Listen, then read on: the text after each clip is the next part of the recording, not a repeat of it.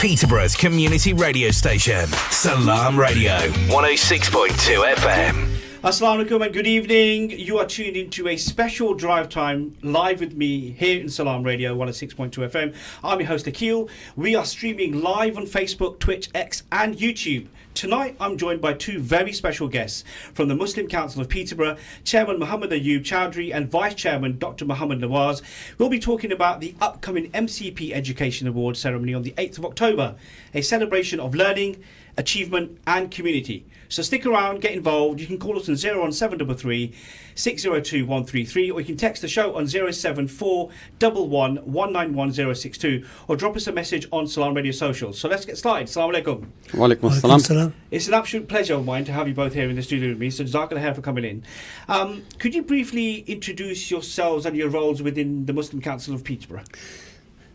My name is Muhammad Ayub Chowdhury and I have been involved with Muslim Council of Peterborough since 2013. Muslim Council of Peterborough is an organisation which nearly all Muslim groups from different communities, different countries, different backgrounds are affiliated to that. Currently we have 23 different groups affiliated to Muslim Council of Peterborough. MashaAllah. And Dr. Nawaz? My name is Muhammad Nawaz and by profession I'm teacher and I'm Vice Chairman of MCP and I work with Ayub Chowdhury Saab and if we have to organize any event, I help him. MashaAllah. Yeah. Can you believe it? I've already got a question that's just come in and it's from Terry. Terry's asking, I've never heard of the Muslim Council of Peterborough. What does it do for the community? Muslim community, the council really is there to look after and speak on behalf of the community, to provide a unity amongst all the different groups from the Muslim community and also work with other faiths within our city or beyond to work and unite the communities and to be single voice for the Muslim community. Thanks for your question there, Terry. Really appreciate that. So, Dr. Nawaz, can you tell us about the Education Award ceremony? You know, when, where, and what's it all about? And is it the first time? No, it's the ninth year. Yeah, we started in 2015 for the first time, and at that time we had only like 50 students, and at that time we introduced the A-level students as well. But because of the A-level students, when they finish their GCSE, they go to university, and we can't get hold of them. So therefore, we dropped the idea of having A-level students. Now we are doing only for primary students and secondary students, and this is our 9th year. Because of the COVID in 2019 and 2020, we didn't do this event. But it is, we are working very hard, and it's going up and up, and at the moment, today when I calculated the award holders, we have about 100 students will be receiving awards on 8th of October. Wow, that is incredible, isn't it? 100 awards in just one single night. I guess whoever's hosting is going to be very busy. Where is it taking place? In Jack Hunt Academy. Jack Hunt Academy. That's right. Okay. And has it always been there? Oh yeah, since 2015, Jack Hunt Academy is hosting this event, and I'm grateful to the management of Jack Hunt School, John Hevelbeth, head teacher, and deputy head teacher Rob Stock. Wonderful. And would you say it's grown each year? I mean, obviously you mentioned there's going to be 100 awards. Has it always been that many, or has it grown year on year? Year on year, it's grown year on year, because this year, for the first time, we have over 100, 22 schools and then 8 madrasas. So altogether, we have got 30 institutions, and students will be taking awards. MashaAllah, that's fantastic. What inspired the Muslim Council of Peterborough to start recognising or education achievement within the city? Well, we thought that education is the key. Yeah. Key to everything, really. Mm-hmm. Whether it's your job, whether it's to further education, or it gives you knowledge. And we thought that to encourage the youngsters from our city to be recognized by Muslim Council, it's not only for Muslims. And I know that Pakistan Community Association years ago, they did try this type of idea, but that was only for Pakistani students. But when we came on being in 2013, we decided that we should open up to all schools and secondary and primary, and include the mosques and madrasas, and recognize them within the city, where we always get very high profile people coming in. The chief executive of most of the secondary schools, head teachers, and other professionals come from the local authority, from the police. I think it's a recognition.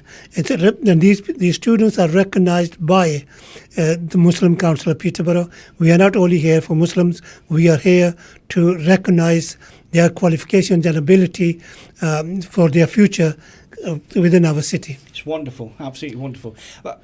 Who can be nominated for these awards, and how does the nomination process work? Actually, in June, we are grateful to Dr. Michael Wright, the principal of Iqra Academy, who prepared the letters and sent to all schools, primary and secondary schools. And then it's the responsibility of the school management to nominate students. So three students are nominated on progress and achievement, and one student for community and charity work. Wonderful. Yeah. That's really, really good, isn't it? I think sometimes in this society we forget the importance of community and charity work at that young age, and so that if you have young people coming through the school system, obviously going through the education, but learning those life skills at such a young age, chances are they will take that forward, won't they, into their adult life? Absolutely, and it is very important that unless you try to recognize them right from the early age, they will not get that experience. That recognition is something. And also the parents who come with their children to receive the award, they feel really proud that they have been recognized, their child has been recognized by an organization which is grown over the years, and it is trying to unite the people of the city rather than just one faith. MashaAllah. That's amazing, isn't it? As a parent, knowing one that your child's been nominated and then they go on to win, it must be a great feeling, a great pride. I'm sure you've had some excellent feedback. Yeah, at the moment, this event is local. It's only for Peterborough schools. Last year we had one school from Manchester, Eden Girls Academy, Leadership Academy. They participated, and now we are receiving requests from London and other schools as well to be to become the member and participate in this type of event, and it will be a national soon. Amazing. Yeah, and I'm sure both of you would feel. Actually, tell me, how would you feel if this was to go national? I think we would love to, but the only thing is that because we are a charitable organization, it always comes down to the funds, and we don't get any funding from any of organization, whether it be the council or other funders. So we try and raise money through our own sources, small bits and pieces, and that really helps us. If we go bigger and national, obviously we'll be needing more money to be doing it on a very big scale. That's totally understandable. I'm sure that would happen as well. I'm just thinking, when I was at Jack Hunt many, many moons ago, nothing like this existed. It was way before 2015, just so you're aware. Yeah, definitely way before 2015. But it's just a great thing, isn't it, to have where, your child will be excited, knowing that other than just the achievement they've got from the school, there is another body out there who's also recognising them, and that should plant another seed of trying to achieve more. Yeah. And I feel it's part of a young person's life story, isn't it? So can you share a memorable story from the past ceremony that really stood out to you? I think it's basically Gambian community. Yeah. It's a very, very small community. Okay. And when we approached them, they said that your students need to participate, because besides this event, we also have another event, which is Qiraat competition, and for all the madrasas and mosques. And Gambian students were only 4 or 5-year-old children reciting Quran in such a beautiful voice. MashaAllah. And this time when the invitation went to them, their organizers rang me and said, "Can my students recite at the event?" And I said, "I'm really sorry, because of the time, and because we have to start on time and finish on time, because the next day is a school day, so children have to go back to school. So therefore, we cannot allow that, but maybe in future." Mashallah. But I mean, the fact that there's an opportunity for them, they would have felt great, wouldn't they? That they've been, one, they could join in, and then in the future there will be a potential opportunity. What about yourself? Any memory that stuck out over the years? Let me tell you one thing. I mean, this event is run by students. We give them leadership skills.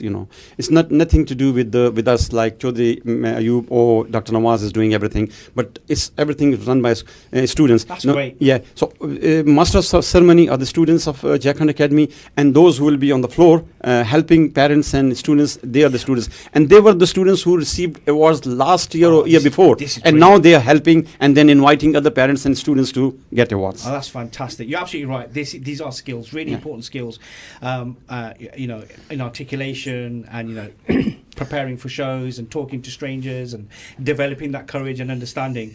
Fantastic. You see, we can easily invite people to be our guest speakers and make speeches. Yeah. But I think that's not our aim.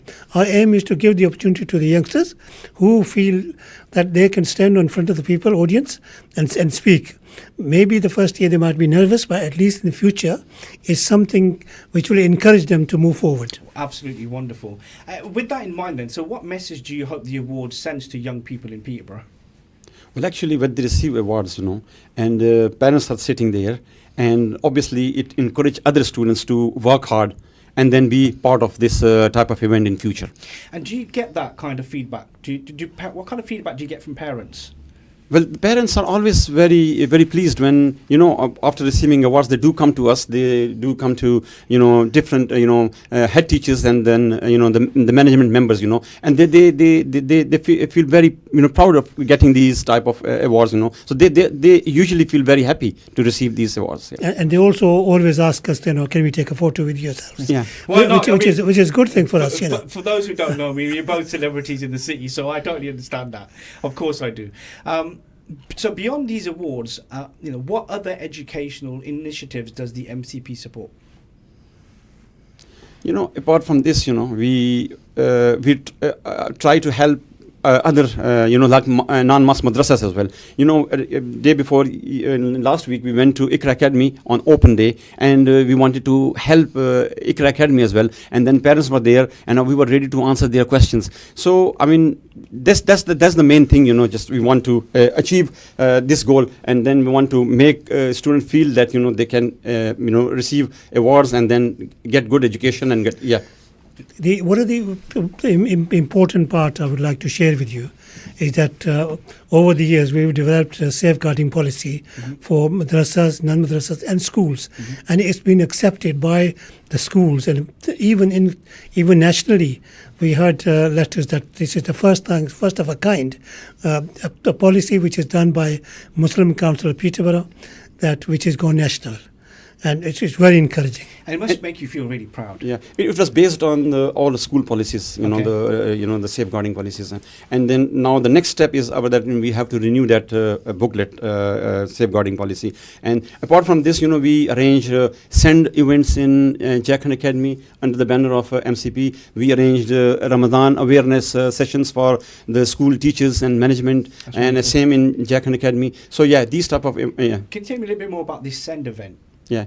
So last year, for the first time, I invited our director of SEND, Jude McDonald, who is the director of SEND in Keys Academy Trust, and I invited all mosque teachers and madrasa teachers as well. And we had about 50 altogether teachers in Jackhand Academy, and they were sitting there, and then Jude was giving them the training on SEND. So it was very, very important for our mosque teachers to understand about this, special education needs. Yeah, absolutely. Yeah. And so, given that I've got a vested interest in this, but just thinking about this as well, from that session that you've had with them about SEND, and of course, do you feel like this is something that was adopted and they wanted to take this forward? I know if you go to the massages in Peterborough at the moment, there isn't enough provision for SEND students.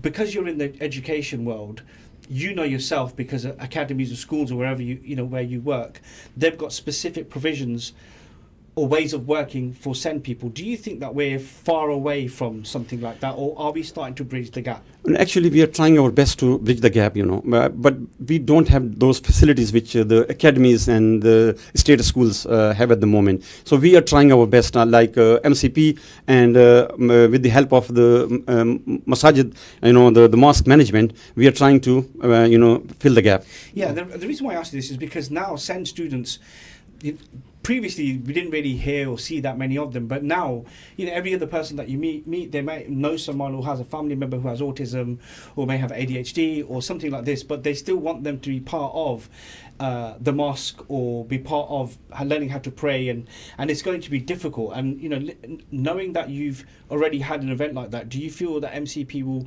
try and have more SEND events going forward? Yeah, actually, I'm planning to have another SEND event. Okay. And at the moment, it's not decided when, but hopefully in November, December time. So we'll arrange another one. And again, I will invite all mosque and non-mosque and teachers and non-mosque madrasa teachers as well. Yeah, I'm sure there are parents listening right now who would be very happy about that, because there simply isn't in the Muslim community enough information and support out there specifically about this. Okay, so how do you see education shaping the future of our local community here in Peterborough? Well, I think we all need to work hard, work together, support each other, and make sure that we have education good system right from the early days into the higher education. I agree. The best thing is that, all schools are working together, like it's just a unity, working with MCP, working with JMC, Joint Mosque Council as well. So, I mean, it's very good that, we are united. And this Peterborough city is a one city and united city. And we are working together. So, hopefully, there'll be, good opportunities for our students. How long have you been in the education world in Peterborough? In Peterborough, it's my 22nd year.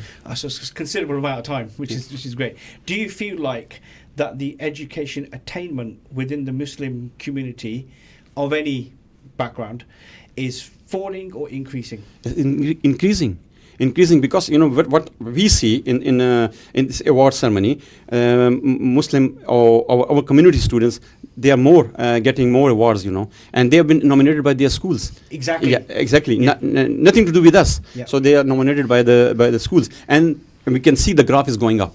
And how is that split between genders, like with boys and girls? Are you seeing?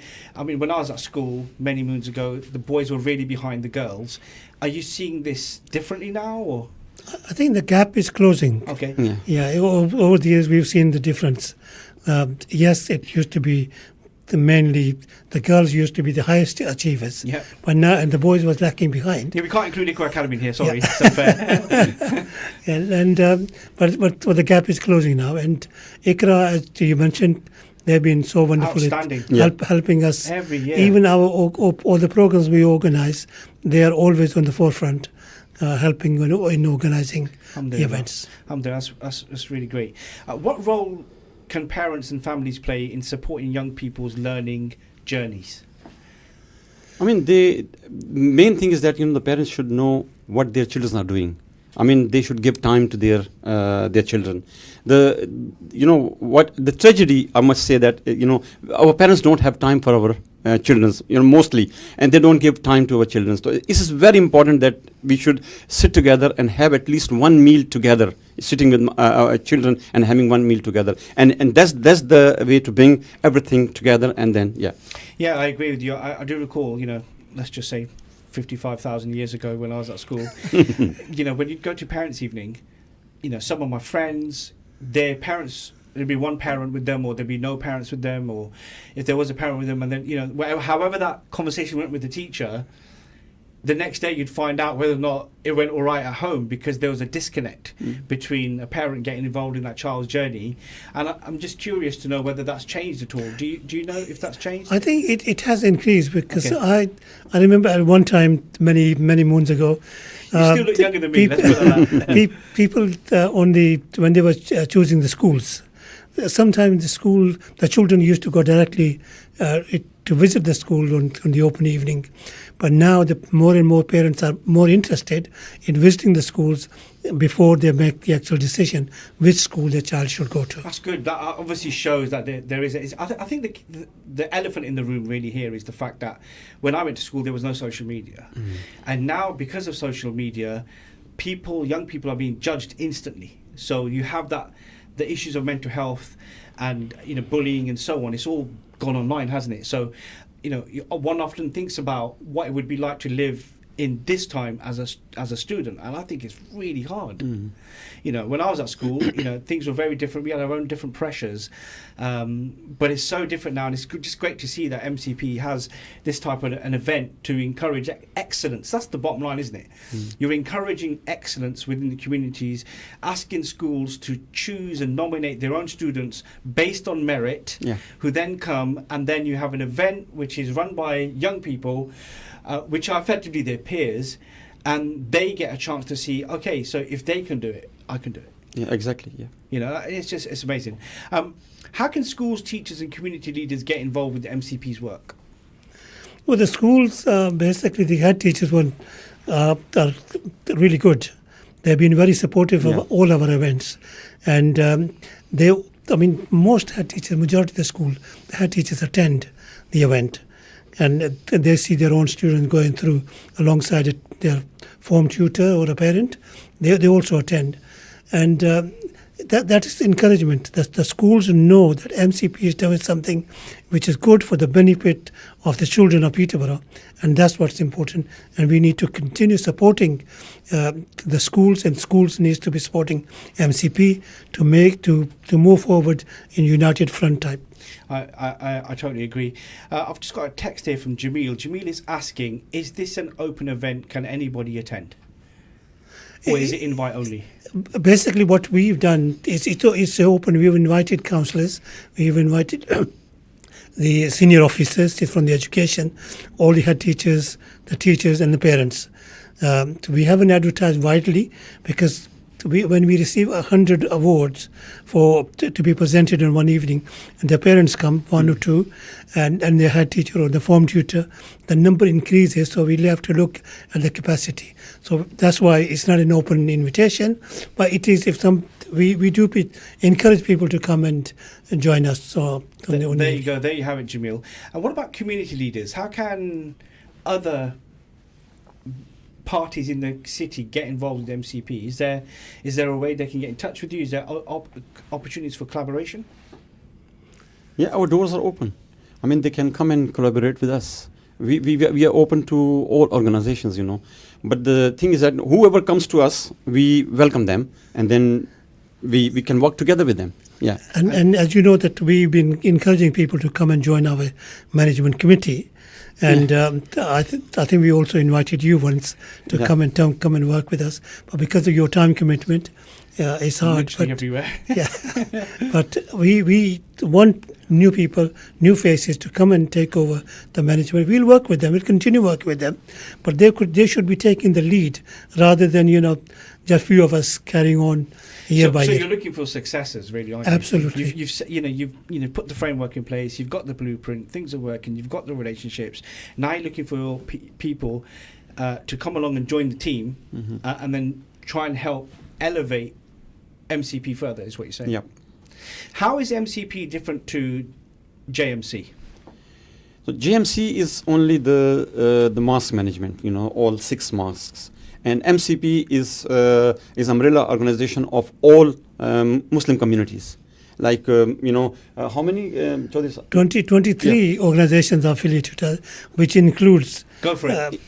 For example, Gambian community, Sudanese community, Afghani community, the Pakistani communities from different mosques, the Bangladeshi community, and many more. 23 currently are on our books. And then the mosque as well. They are included in our MCP as well. So 1 or 2 members are from different mosques. They are the part of executive committee of MCP. Okay, just want to touch on one other thing. That's great, by the way. You mentioned Qiraat competition earlier. Yeah.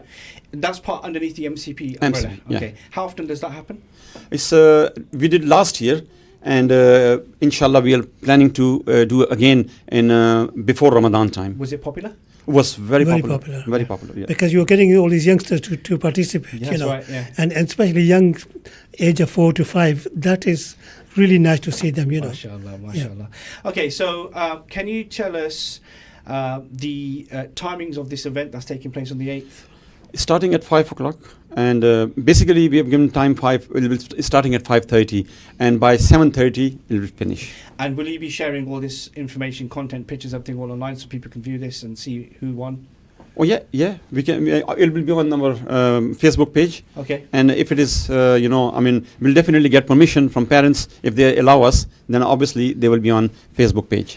Inshallah. I have to say I commend you. I think it's absolutely fantastic. It's just great to have you both here in the studio. And I do actually have an invite, believe it or not.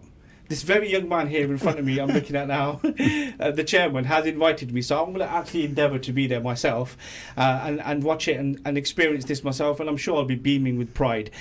So that's it. That's all we've got time for tonight on Drive Time. A huge thank you to my guests, Chairman Muhammad Ayub Chowdhury and Vice Chairman Dr. Muhammad Nawaz, for sharing the insights on the MCP Education Awards. Remember, the big event is happening on the 8th of October. Thank you for those of you who've actually tuned in this evening, sent me your questions. It's been great. I'm sure we'll have them back in the studio again when we have the Qiraat competition next year. Yeah, before Ramadan. Before Ramadan, which, by the way, is coming really, really soon. So until then, keep supporting each other, keep celebrating education, and stay tuned to Salam Radio after this short ad break. There's simply a variety of choice at Chicken Valley, 318 Lincoln Road. And we don't just mean whether you dine in or order for takeaway or delivery. With halal dishes including peri-peri chicken, wings,